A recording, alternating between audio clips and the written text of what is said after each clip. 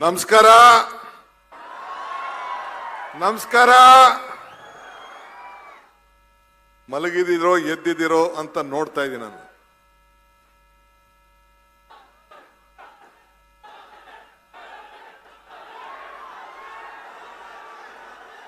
ಏನು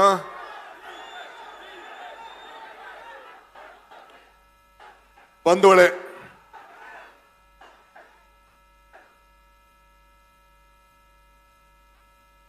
ಪರಮ ಪೂಜ್ಯ ಶ್ರೀ ಶ್ರೀ ಶ್ರೀ ಡಾಕ್ಟರ್ ಶಿವಕುಮಾರ್ ಮೂರ್ತಿ ಶಿವಾಚಾರ್ಯ ಮಹಾಸ್ವಾಮೀಜಿಗಳ ಪಾದಗಳಿಗೆ ನಮಸ್ಕರಿಸಿ, ಮತ್ತೊಬ್ಬ ಶಿವಾಚಾರ್ಯ ಸ್ವಾಮಿಗಳಂತ ಪಂಡಿತಾರಾಧ್ಯ ಸ್ವಾಮಿಗಳ ಪಾದಗಳಿಗೆ ನಮಸ್ಕರಿಸಿ, ವೇದಿಕೆಯಲ್ಲಿರುವಂತ ಮೌಲಾನಾ ಮದನಿ ಶ್ರೀಗಳೇ,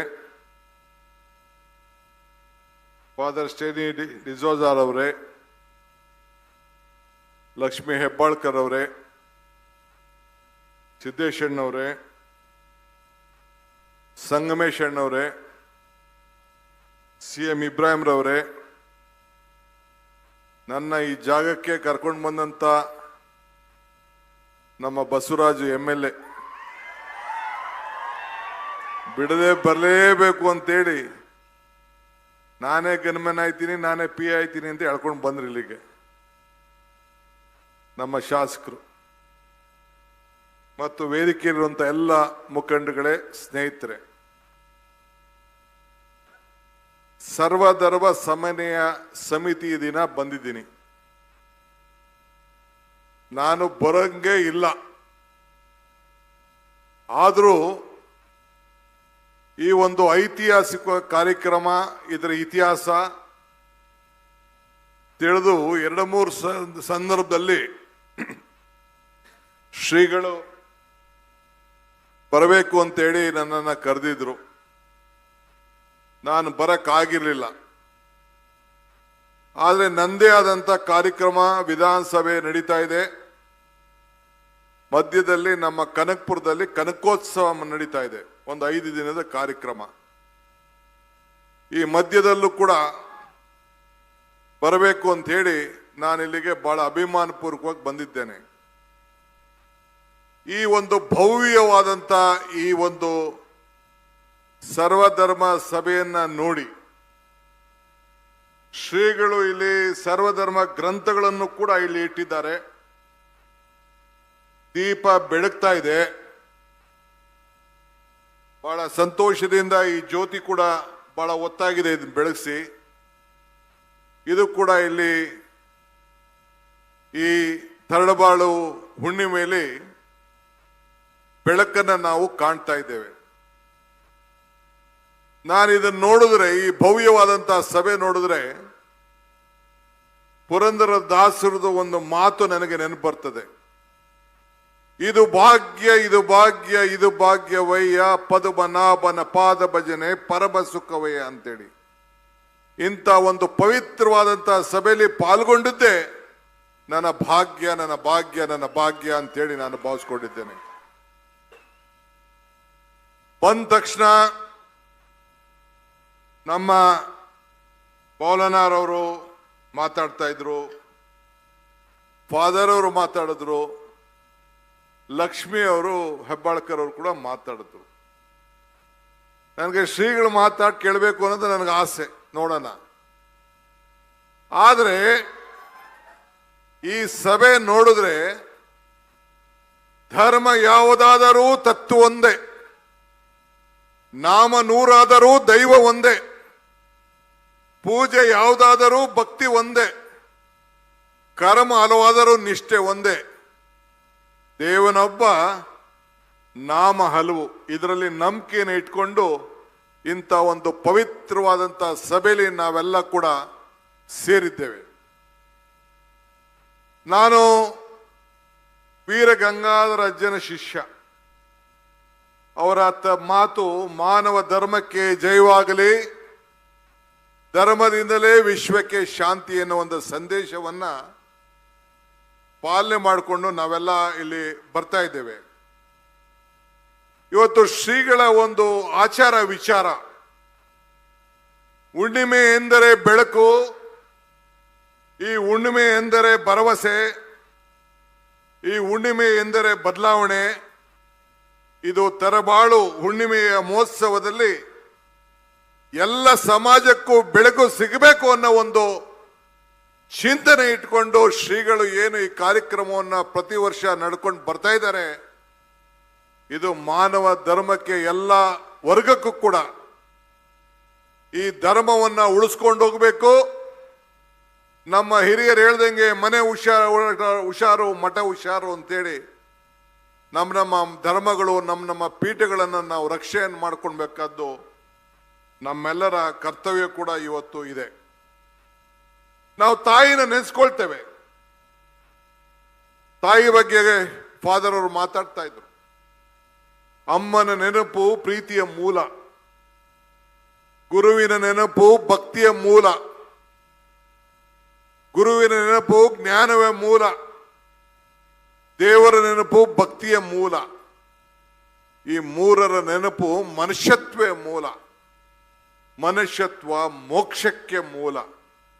ಕೊನೆಗೆ ಮೋಕ್ಷ ಪಡಿಬೇಕು ಅನ್ನೋ ದೃಷ್ಟಿಯಿಂದ ಇಷ್ಟು ಸಾವಿರಾರು ಜನ ಲಕ್ಷಾಂತರ ಜನ ಬಂದು ಗುರುಗಳ ಆಶೀರ್ವಚನ ಕೇಳಿ ಊಟ ಇಲ್ಲದೆ ಹೋದ್ರು ಕೂಡ ಮನಸ್ಸಿಗೆ ನೆಮ್ಮದಿ ಸಿಗ್ಬೇಕು, ನಾವು ಕೂಡ ದೈವತ್ವಕ್ಕೆ ಹೋಗ್ಬೇಕು, ನಮ್ಮ ಬದುಕಿನಲ್ಲಿ ಏನಾದ್ರು ಒಂದು ಸಾಧನೆ ಮಾಡಬೇಕು ಅಂತೇಳಿ ತಾವೆಲ್ಲ ಇಲ್ಲಿ ಬಂದು ಕೂತಿದ್ದೀರಿ. ನಾನು ಯಾವಾಗಲೂ ಒಂದು ಮಾತು ಹೇಳ್ತಾ ಇರ್ತೀನಿ, ಮನುಷ್ಯನ ಹುಟ್ಟು ಆಕಸ್ಮಿಕವಾದ್ದು, ಸಾವು ಅನಿವಾರ್ಯ, ಜನನ ಉಚಿತ, ಮರಣ ಖಚಿತ ಅಂತೇಳಿ. ನಾನು ಯಾಕೆ ಈ ಮಾತು ಹೇಳ್ತಾ ಇದ್ದೀನಿ ಅಂದ್ರೆ, ಶ್ರೀಗಳು ಈ ಪೀಠ ಏನಿದೆ ಎಲ್ಲೆಲ್ಲಿ ಇಂಥ ಒಂದು ಮಹೋತ್ಸವಗಳನ್ನ ಮಾಡ್ತಾರೆ, ಯಾವ್ದಾದ್ರು ಸಂದರ್ಭದಲ್ಲಿ ಅವರು ಬದುಕಿನಲ್ಲಿ ಧರ್ಮದ ಪ್ರಚಾರ ಅಲ್ಲದೆ ಇವತ್ತು ಗಂಗೆಗೋಸ್ಕರ ಗಂಗಾ ಜಲವನ್ನ ಅವರ ಎಲ್ಲ ಭಾಗದಲ್ಲೂ ಕೂಡ ಅನೇಕ ಸಂದರ್ಭದಲ್ಲಿ ನಾನು ಅವ್ರ ಹತ್ರ ಮಾತಾಡಿದಾಗ ನನಗೇನು ಬೇಕಾಗಿಲ್ಲ, ಜನರಿಗೆ ಉದ್ಯೋಗ ಕೊಡಬೇಕು, ರೈತರ ಬದುಕನ್ನು ಹೆಚ್ಚಿಗೆ ಮಾಡಬೇಕು, ಕೆರೆಗಳ ತುಂಬಬೇಕು, ನೀರಾವರಿ ಹೆಚ್ಚಿಗೆ ಆಗಬೇಕು, ಇದು ಅವರ ಮೂಲ ಸಂದೇಶ ಕೂಡ ಇವತ್ತು ಹಾಕಿತ್ತು. ನನಗೆ ಶಾಲೆ ವಿಚಾರ ಬೇಕಾಗಿಲ್ಲ, ಈ ಒಂದು ಪೇಪರ್ ನೋಡದೆ ಅವ್ರ ಮುಂದೆ ಇತ್ತು. ನಮ್ಮ ಮಕ್ಕಳು ಉದ್ಯೋಗಿಗಳಾಗಕ್ಕಿಂತ ಮುಂಚಿತವಾಗಿ ರೈತರ ಮಕ್ಕಳಾಗಿ ಬದುಕಬೇಕು ಅನ್ನೋದು ಅವರ ಚಿಂತನೆ. ಅಂದ್ರೆ ಭೂಮಿಯಲ್ಲಿರುವಂತ ಸಂಪತ್ತನ್ನ ಬೆಳೆದು ಈ ರಾಷ್ಟ್ರಕ್ಕೆ ಬದುಕಿಗೆ ನಿಮ್ಮ ಬದುಕನ್ನ ಕಟ್ಕೊಳ್ಬೇಕು ಅನ್ನೋ ಒಂದು ಸಂದೇಶವನ್ನ ಅವರು ಎತ್ತಿ ಇವತ್ತು ಸಾರ್ತಾ ಇದ್ದಾರೆ. ಇವತ್ತು ನಾವೆಲ್ಲ ಇಷ್ಟು ದೊಡ್ಡ ಸಂಖ್ಯೆಯಲ್ಲಿ ಸೇರಿದ್ದೇವೆ. ಶ್ರೀಗಳು ಇತಿಹಾಸ ಕೇಳಿದ್ದೇನೆ, ನ್ಯಾಯಾಲಯ ನಡೆಸ್ತಾ ಇದ್ದಾರೆ, ಕೋರ್ಟನ್ನು ನಡೆಸ್ತಾ ಇದ್ದಾರೆ ಅಂತ. ಈ ಜಗತ್ತಲ್ಲೂ ಕೂಡ ಪ್ರಜಾಪ್ರಭುತ್ವದ ವ್ಯವಸ್ಥೆಯಲ್ಲೂ ಕೂಡ ನಮ್ಮ ಧರ್ಮದ ಪೀಠದಿಂದ ನ್ಯಾಯಾಲಯ ನಡೀತಾ ಇದೆ ಅಂದ್ರೆ ಅದು ಅಷ್ಟು ಸುಲಭದಲ್ಲ. ಮರಕ್ಕೆ ಬೇರೆ ಎಷ್ಟು ಮುಖ್ಯನೋ ಹಂಗೆ ಮನುಷ್ಯನಿಗೆ ನಂಬಿಕೆ ಕೂಡ ಮುಖ್ಯ. ಹಂಗೆ ಇವತ್ತು ನಾವೆಲ್ಲ ಕೂಡ ನಮ್ಮ ಜನ ಇವತ್ತು ನಂಬಿಕೆಯನ್ನು ಉಳಿಸ್ಕೊಂಡು ಇವತ್ತು ಶ್ರೀಗಳ ಮಾರ್ಗದರ್ಶನದಲ್ಲಿ ಅನೇಕರು ನಾವೆಲ್ಲ ಇದನ್ನ ಕಾಪಾಡ್ಕೊಂಡು ಹೋಗ್ತಾ ಇದ್ದೀವಲ್ಲ, ಇದು ಬಹಳ ಮುಖ್ಯ. ಬೇರಿಲ್ಲ ಅಂದ್ರೆ ಮರ ಉಳಿಲಿಕ್ಕೆ ಸಾಧ್ಯ ಇಲ್ಲ, ಹಂಗೆ ನಂಬಿಕೆ ಇಲ್ಲ ಅಂದ್ರೆ ಸಂಬಂಧಗಳು ಕೂಡ ಉಳಿಲಿಕ್ಕೆ ಸಾಧ್ಯ ಇಲ್ಲ.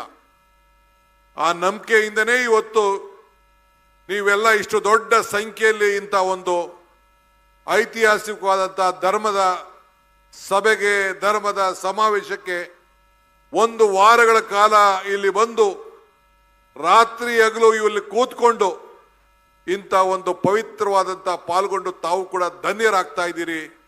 ಇದು ಬಹಳ ಸಂತೋಷವಾದಂತಹ ವಿಚಾರ.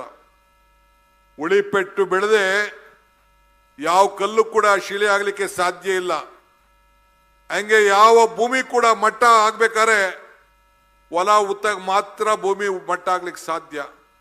ಹಂಗೆ ನಿಮ್ಮ ಮನಸ್ಸಿನಲ್ಲಿ, ನಿಮ್ಮ ಬದುಕಿನಲ್ಲಿ ನೀವು ಶ್ರಮ ಪಟ್ಟಾಗ ಮಾತ್ರ ಫಲವನ್ನ ಸಿಗಲಿಕ್ಕೆ ಸಾಧ್ಯ. ಈ ಹಿನ್ನೆಲೆಯಲ್ಲಿ ಇವತ್ತು ನೀವೆಲ್ಲ ಕೆಲಸವನ್ನು ಮಾಡ್ಕೊಂಡು ಬರ್ತಾ ಇದ್ದೀರಿ. ದೇವರು ನಮಗೆ ವರನೂ ಕೊಡುವುದಿಲ್ಲ, ಶಾಪನೂ ಕೊಡುವುದಿಲ್ಲ, ಅವಕಾಶ ಮಾತ್ರ ಕೊಡ್ತಾನೆ. ಅವಕಾಶ ಕೊಟ್ಟಾಗ ನಾವು ಏನು ಮಾಡ್ತೇವೆ ಅದು ಬಹಳ ಮುಖ್ಯ. ಹಿಂಗೆ ಬದುಕಿದಂತ ಸಂದರ್ಭದಲ್ಲಿ ನಮ್ಮ ಜೀವನದಲ್ಲಿ ನಾವು ಕೂಡ ಸಾಕ್ಷಿ ಗುಡ್ಡೆಗಳನ್ನ ಕೊಟ್ಟು ಹೋಗ್ಬೇಕು ಅನ್ನೋ ಚಿಂತೆಯಲ್ಲೇ ಈ ಮಠ, ಈ ಪೀಠ ಇವೆರಡು ಕೂಡ ಸಾಕ್ಷಿ ಗುಡ್ಡೆಗಳನ್ನ ಎಲ್ಲೋದು ಕೂಡ ಬಿಟ್ಟು ಹೋಗ್ತಾ ಇದೆ. ಅದಕ್ಕೆ ನನಗೆ ಕರ್ನಾಟಕ ಸರ್ಕಾರದ ಪರವಾಗಿ ಒಬ್ಬ ವೈಯಕ್ತಿಕವಾಗಿ ಈ ಮಠದ ಒಬ್ಬ ಅಭಿಮಾನಿಯಾಗಿ ಶ್ರೀಗಳು ಮತ್ತು ಅವರೆಲ್ಲ ಬಂಧುಗಳಿಗೆ, ಎಲ್ಲ ಅವರ ಪೀಠಗಳಿಗೆ, ಅವರ ಎಲ್ಲ ಮಠಗಳು ಏನು ಇವೆ ಅವೆಲ್ಲರಿಗೂ ಕೂಡ ಈ ಸಂದರ್ಭದಲ್ಲಿ ನನ್ನ ಸಾಕ್ಷಾಂಗ ನಮಸ್ಕಾರಗಳನ್ನು ಅರ್ಪಿಸಲಿಕ್ಕೆ ನಾನು ಬಯಸ್ತಾ ಇದ್ದೇನೆ. ಈ ಪೀಠ, ಈ ಧರ್ಮ ಗುರುಗಳನ್ನ ಇತಿಹಾಸವನ್ನ ಆಲೋಚನೆ ಮಾಡಿದ್ರೆ ನನಗೆ ನನ್ನ ಶಾಲೆಯಲ್ಲಿ ಒಬ್ಬ ನಮ್ಮ ಅಧ್ಯಾಪಕರು ಒಂದು ಮಾತನ್ನು ಹೇಳಿದ್ದು ನನಗೆ ಬರ್ತದೆ. ಅಲೆಕ್ಸಾಂಡರ್ ದಿ ಗ್ರೇಟ್ ಭಾರತವನ್ನು ವಶಪಡಿಸ್ಕೊಳ್ಬೇಕು ಅಂತ ಹೊರಟಿದ್ರಂತೆ. ಆಗ ಪ್ರಪಂಚದ ಮೂರರಲ್ಲಿ 2 ಭಾಗ ವಶಪಡಿಸ್ಕೊಂಡಿರ್ತಂತೆ. ತನ್ನ ಗುರು ಅರಿಸ್ಟೋಟಲ್ಗೆ ಹೋಗಿ ಕೇಳದ್ದಂತೆ, ಗುರುಗಳೇ ನಾನು ಭಾರತದ ಕಡೆ ಹೋಗ್ತಾ ಇದ್ದೀನಿ, ಭಾರತ ವಶಪಡಿಸ್ಕೊಳ್ಬೇಕು ಅಂತ ಹೋಗ್ತಾ ಇದ್ದೀನಿ. ಆತನಿಗೆ 32-33 ವರ್ಷ. ನಾನು ಇಡೀ ಪ್ರಪಂಚದ 2 ಭಾಗವನ್ನು ನಾನು ವಶಪಡಿಸ್ಕೊಂಡಿದ್ದೇನೆ, ಭಾರತವನ್ನು ವಶಪಡಿಸ್ಕೊಳ್ಳಿಕ್ಕೆ ಹೋಗ್ತಾ ಇದ್ದೀನಿ ಅಂತ. ಆಗ ತನ್ನ ಗುರು ಹೇಳಿದ್ರಂತೆ, ನೋಡಪ್ಪ, ನೀನು ಭಾರತವನ್ನು ವಶಪಡಿಸ್ಕೊಳ್ತೀನಿ ಅಂತ ಹೋಗ್ತಾ ಇದ್ಯಾ, ನೀನು ವಾಪಸ್ ಬರ್ತೀಯೋ ಇಲ್ಲೋ ನನಗೆ ಗೊತ್ತಿಲ್ಲ. ನೀನು ವಾಪಸ್ ಬರಬೇಕಾದ್ರೆ 5 ವಸ್ತುನ ತೆಗೆದುಕೊಂಡು ಬರಬೇಕು. ಆ 5 ವಸ್ತು ತೆಗೆದುಕೊಂಡು ಬಂದ್ರೆ ನೀನು ಭಾರತವನ್ನು ತೆಗೆದುಕೊಂಡು ಬಂದಂಗೆ ಅಂತೇಳಿ. ಏನು ಗುರುಗಳೇ ಅಂತ ಕೇಳಿದಂತೆ. ಒಂದು ರಾಮಾಯಣದ ಗ್ರಂಥ, 2ನೇದು ಮಹಾಭಾರತದ ಗ್ರಂಥ, 3ನೇದು ಗಂಗಾಜಲ, 5ನೇದು ಕೃಷ್ಣನ ಕೊರಳು, 4ನೇದು 5ನೇದು ಒಬ್ಬ ತತ್ವಜ್ಞಾನಿ. ಇಂಥ ಶಿವಕುಮಾರ್ ಮಹಾಸ್ವಾಮೀಜಿಗಳಂತ, ಶಿವಾಚಾರ್ಯ ಶ್ರೀಗಳಂತ ಒಬ್ಬ ತತ್ವಜ್ಞಾನಿ ಕರ್ಕೊಂಡು ಬಂದ್ರೆ, ಈ 5 ಜನ ಕರ್ಕೊಂಡು ಬಂದ್ರೆ ಇಡೀ ಭಾರತವನ್ನ ತೆಗೆದುಕೊಂಡು ಬಂದಂಗೆ ಅಂತ ಹೇಳಿ ಅಲೆಕ್ಸಾಂಡರ್ ದ ಗ್ರೇಟ್ಗೆ ತನ್ನ ಗುರು ಅರಿಸ್ಟಾಟಲ್ ಹೇಳಿದಂತೆ. ಹಂಗೆ ಈ ದೇಶದ ಒಂದು ದೊಡ್ಡ ಇತಿಹಾಸ, ಈ ದೇಶದ ಆಸ್ತಿ ನಮ್ಮ ಸಂಸ್ಕೃತಿ. ಇವತ್ತು ಶ್ರೀಗಳು 7 ದಿನ 5 ದಿನ 6 ದಿನ ಈ ಕಾರ್ಯಕ್ರಮವನ್ನು ಮಾಡಿ ನಮ್ಮಲ್ಲಿರುವಂತಹ ಸಂಸ್ಕೃತಿ, ನಮ್ಮಲ್ಲಿರುವಂತಹ ಸಾಹಿತ್ಯ, ನಮ್ಮಲ್ಲಿರುವಂತಹ ಕ್ರೀಡೆ, ನಮ್ಮ ಆಚಾರ ವಿಚಾರಗಳನ್ನ ಪ್ರಚಾರ ಮಾಡಿ ಎಲ್ಲರೂ ಕೂಡ ನೆಮ್ಮದಿಯ ಬದುಕನ್ನು ಇಟ್ಕೊಳ್ಬೇಕು ಅಂತೇಳಿ ನಾವೆಲ್ಲ ಇಲ್ಲಿ ಕೆಲಸ ಮಾಡಲಿಕ್ಕೆ ನಮಗೆ ಮಾರ್ಗದರ್ಶನ ಕೊಡ್ತಾ ಇದ್ದಾರೆ. ಎಲ್ಲ ಪಕ್ಷದ ರಾಜಕಾರಣಿಗಳು ನಾವಿಲ್ಲಿ ಬರ್ತಾ ಇದ್ದೇವೆ. ಶ್ರೀಗಳ ಆಶೀರ್ವಚನ ಕೇಳಲಿಕ್ಕೆ ನಾವು ಬರ್ತಾ ಇದ್ದೇವೆ. ಶ್ರೀಗಳಿಂದ ಮಾರ್ಗದರ್ಶನ ಕೇಳಲಿಕ್ಕೆ ಬರ್ತಾ ಇದ್ದೇವೆ. ಹಿಂದೆ ಒಂದ್ ಕಡೆ ಒಂದು ಮಾತು ಹೇಳಿದೆ, ರಾಜಕಾರಣದಲ್ಲಿ ಧರ್ಮ ಇರಬೇಕು, ಧರ್ಮದಲ್ಲಿ ರಾಜಕಾರಣ ಇರಬಾರ್ದು ಅಂತ ಮಾತನ್ನು ಕೂಡ ನಾನು ಹೇಳಿದ್ದೆ. ಅಂದ್ರೆ ಅನೇಕರು ನಾವು ಮಠಗಳಿಂದ ನಮ್ಮ ರಾಜಕಾರಣ ನಾನು ಅಪೇಕ್ಷೆ ಪಡುವುದಿಲ್ಲ, ನನಗೆ ಮಾರ್ಗದರ್ಶನ ಬೇಕು. ನಾವು ರಾಜಕಾರಣ ಮಾಡೋರು ಕೂಡ ಧರ್ಮದಿಂದ ನಾವು ರಾಜಕಾರಣವನ್ನು ನಾವು ಮಾಡಬೇಕು. ನಮ್ಮ ಧರ್ಮಗಳನ್ನ ಯಾವ ತತ್ವದಲ್ಲೂ ಕೂಡ ಬೇರೆಗೆ ತೊಂದರೆ ಮಾಡು ಅಂತ ಯಾವತ್ತೂ ಕೂಡ ಹೇಳಲಿಕ್ಕೆ ಸಾಧ್ಯ ಇಲ್ಲ. ಇವತ್ತು ಲಕ್ಷ್ಮೀ ಹೆಬ್ಬಾಳ್ಕರ್ ಅವರು ಮಾತಾಡ್ತಾ ಇದ್ರು ಎಲ್ಲ ಧರ್ಮದ ನಾಯಕರುಗಳ ವಿಚಾರಗಳನ್ನ. ಇವತ್ತು ಜ್ಯೋತಿ ಬೆಳಗ್ತಾ ಇದೆ. ಶುಭಂ ಕರೋತಿ ಕಲ್ಯಾಣಂ ಆರೋಗ್ಯಂ ಧನ ಸಂಪದಂ ಜ್ಞಾನಶಕ್ತಿ ಸ್ವರೂಪಸ್ಯ ಈ ದೀಪ ಜ್ಯೋತಿ ಪ್ರಕಾಶಿತಂ. ತಮ್ಮೆಲ್ಲರೂ ಕೂಡ ಮಂಗಳವಾಗ್ಲಿ, ಶುಭವಾಗ್ಲಿ, ಆರೋಗ್ಯವಂತರಾಗ್ಲಿ, ಐಶ್ವರ್ಯವಂತರಾಗ್ಲಿ, ಜ್ಞಾನವಂತರಾಗ್ಲಿ. ಬಹಳ ಸಂತೋಷದಿಂದ ಶ್ರೀಗಳು ಹೊತ್ತಿದಂತ ಜ್ಯೋತಿ ಇವತ್ತು ಬೆಳಗ್ತಾ ಇದೆ ಅಂತಂದ್ರೆ ನಿಮ್ಮ ಮನಸ್ಸಿಗೆ ಒಂದು ದೊಡ್ಡ ಶಕ್ತಿ ಇವತ್ತು ಬಂದಂಗ ಆಗಿದೆ. ಇದೇ ಈ ಹುಣ್ಣಿಮೆಯ ಈ ಒಂದು ಪ್ರತಿಭಾ ತರಳಬಾಳು ಹುಣ್ಣಿಮೆಯ ಈ ಮಹೋತ್ಸವದಲ್ಲಿ ತಮ್ಮೆಲ್ಲರೂ ಕೂಡ ಈ ಸಂದರ್ಭದಲ್ಲಿ ಶುಭವಾಗ್ಲಿ. ನಾನು ಇವತ್ತು ಒಬ್ಬ ಸರ್ಕಾರದ ಪ್ರತಿನಿಧಿಯಾಗಿ, ನಾನು ಈ ಮಠದ ಒಬ್ಬ ದೊಡ್ಡ ಅಭಿಮಾನಿಯಾಗಿ, ಗುರುವಿನಿಂದ ಬಂಧುಗಳು, ಗುರುವಿಂದ ದೈವ, ಗುರುವಿನಿಂದ ಪುಣ್ಯ ಎಲ್ಲ ಕಾರ್ಯವನ್ನು ಕೂಡ ಪಡಲಿಕ್ಕೆ ಇವತ್ತು ನಾವು ಬಂದಿದ್ದೇವೆ. ಆದ್ರಿಂದ ತಾಯಿ ಜನ್ಮ ನೀಡಿರ್ಬೋದು, ನಮ್ಮ ಗುರುಗಳು ಜೀವನಕ್ಕೆ ದಿಕ್ಕನ್ನ ಕೊಡ್ತಾರೆ. ಆ ದಿಕ್ಕನ್ನ ಸ್ವೀಕಾರ ಮಾಡಲಿಕ್ಕೆ ಇಷ್ಟು ದೊಡ್ಡ ಸಂಖ್ಯೆಯಲ್ಲಿ ನಾವೆಲ್ಲ ಸೇರಿದ್ದೇವೆ. ಗುರು ಕೊಟ್ಟಂತ ಶಾಶ್ವತವಾದಂಥ ಸಂಪತ್ತು ಅಂತ ನಾವೆಲ್ಲ ಇದ್ದೇವೆ. ಇವತ್ತು ಗುರುಗಳು ಅನೇಕ ಸಂದರ್ಭದಲ್ಲಿ ವಿಚಿತ್ರವಾದಂಥ ನಮಗೆ ಮಾರ್ಗದರ್ಶನ ಕೊಟ್ಕೊಂಡು ಬರ್ತಾ ಇದ್ದಾರೆ. ಇದನ್ನು ನಾವು ಯಾವ ರೀತಿ ಪಡ್ಕೊಳ್ತೀವಿ ಅದು ಬಹಳ ಮುಖ್ಯ. ಇನ್ನೊಂದು ಕಡೆ ನನಗೆ ಒಬ್ಬ ಗುರುಗಳು ಹೇಳಿದಂಥ ಒಂದು ಮಾತು ನನಗೆ ನೆನಪು ಬರ್ತದೆ. ತ್ರೇತದೊಳ್ ಗುರು ಶಿಷ್ಯ. ಆ ವಿಚಾರ ಈಗ ನಾನು ಚರ್ಚೆ ಮಾಡೋಕೆ ನಾನು ಹೋಗುವುದಿಲ್ಲ, ಬೇರೆ ಸಂದರ್ಭದಲ್ಲಿ ನಾನು ಮಾತಾಡ್ತೀನಿ.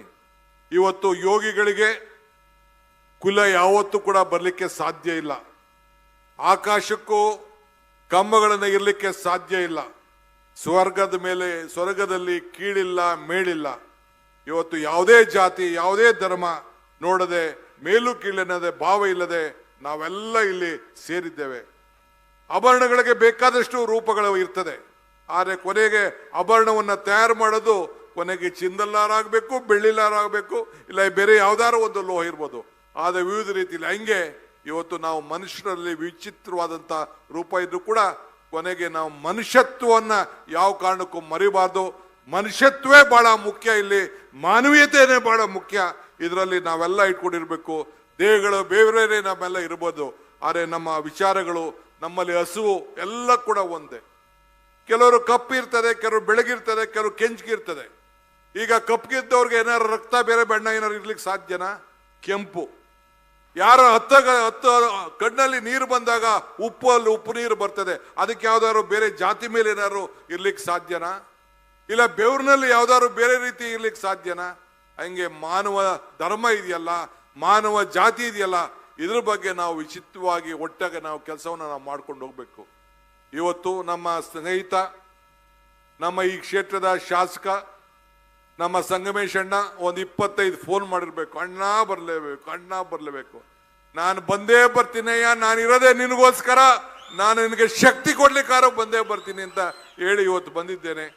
ಈ ಕ್ಷೇತ್ರದ ಅಭಿವೃದ್ಧಿಗೆ 10 ಪ್ರಯತ್ನಗಳನ್ನ ಮಾಡಿ ಇವತ್ತು ಈ ಕ್ಷೇತ್ರದ ಅಭಿವೃದ್ಧಿಗೆ ಹಗಲು ರಾತ್ರಿ ದುಡಿದು ಸಾವಿರಾರು ಕೋಟಿ ರೂಪಾಯಿನ ತಂದು ಈ ಕ್ಷೇತ್ರದ ಅಭಿವೃದ್ಧಿಗೆ ಎಲ್ಲ ಇಲಾಖೆಯಲ್ಲೂ ತಂದು ಇವತ್ತು ಸಾಕ್ಷಿ ಗುಡ್ಡಗಳನ್ನು ಬಿಟ್ಟು ಹೋಗ್ತಾ ಇದ್ದಾರೆ.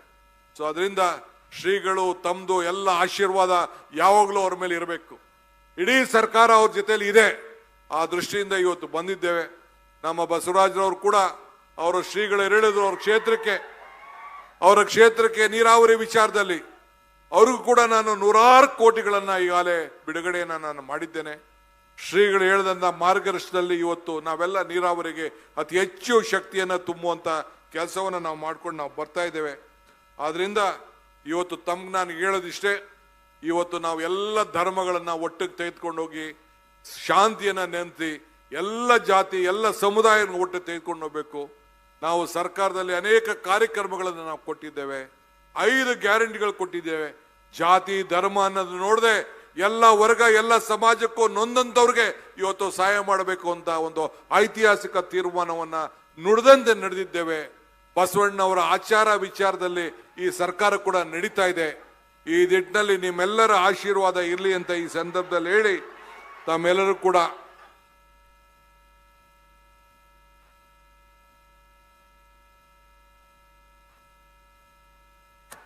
ಇಷ್ಟೆಲ್ಲ ಹೇಳಿ ತಾವೆಲ್ಲ ಈ ಸಂದರ್ಭದಲ್ಲಿ ಇಷ್ಟು ದೊಡ್ಡ ಸಂಖ್ಯೆಯಲ್ಲಿ ಸೇದಿರಿ. ಭಗವಂತ ನಿಮ್ಮೆಲ್ಲರೂ ಕೂಡ ಆಶೀರ್ವಾದ ಮಾಡಲಿ. ಶ್ರೀಗಳ ಆಶೀರ್ವಚನಕ್ಕೆ ತಾವೆಲ್ಲ ಕಾಯ್ತಾ ಇದ್ದೀರಿ. ನಿಮ್ಮ ಆಶೀರ್ವಾದ ಸದಾ ಇರಲಿ, ನನ್ನ ಮೇಲೆ ನಮ್ಮ ಸರ್ಕಾರದ ಮೇಲೆ ಯಾವಾಗಲೂ ಕೂಡ ಇರಲಿ ಅಂತ ಹೇಳಿ ತಮ್ಮನ್ನು ಪ್ರಾರ್ಥಿಸಿ ಶುಭವನ್ನು ಹಾರೈಸಿ ನನ್ನ ಮಾತನ್ನು ಮುಗಿಸ್ತೇನೆ. ಜೈ ಹಿಂದ್, ಜೈ ಕರ್ನಾಟಕ, ಜೈ ಶ್ರೀಗಳು.